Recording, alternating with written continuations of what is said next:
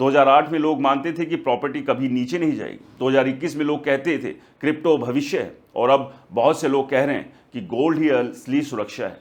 लेकिन मार्केट कभी भी एक दिशा में हमेशा नहीं चलती दोस्तों। अगर अमेरिका इन्फ्लेशन कंट्रोल कर लेता है, अगर यूक्रेन और मिडल ईस्ट में तनाव कम हो जाता है, अगर फेडरल रिजर्व लंबे समय तक इंटरेस्ट रेट ऊंचा रखता है, तो गोल्ड की चमक अचानक फीकी भी पड़ सकती है। और अगर दूसरी तरफ ग्लोबल वॉर बढ़ती है, डॉलर कमज़ोर होता है और दुनिया रिसेशन की तरफ जाती है, तो गोल्ड नए ऐतिहासिक ऊंचाई भी बना सकता है। यानी आने वाला समय गोल्ड इन्वेस्टर्स के लिए गोल्डन अपॉर्चुनिटी भी हो सकता है और गोल्डन ट्रैप भी हो सकता है। इसलिए अब सवाल सिर्फ ये नहीं है कि गोल्ड खरीदना चाहिए या नहीं।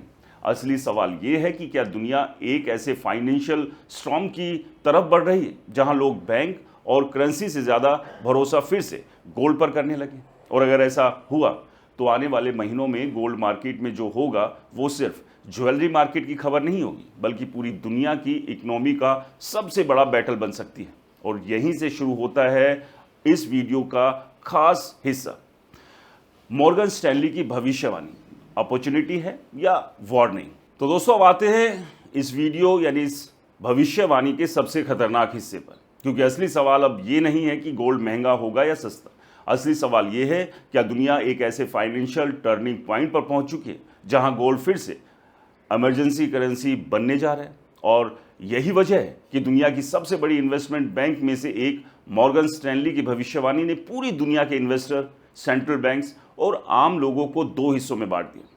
दोस्तों कुछ लोग इसे आने वाले गोल्डन बूम का संकेत मान रहे हैं, जबकि दूसरे लोग कह रहे हैं कि यही सबसे बड़ा बबल बन सकता है। रॉयटर्स की एक और रिपोर्ट के मुताबिक मॉर्गन स्टैनली सहित कई बड़े फाइनेंशियल इंस्टीट्यूशंस ने अनुमान लगाया है कि गोल्ड अनसर्टेनिटी, जियोपॉलिटिकल टेंशन और डॉलर पर दबाव बना तो सोना 2026 तक $4800 प्रति औंस से लगभग $5000 प्रति औंस तक जा सकता है।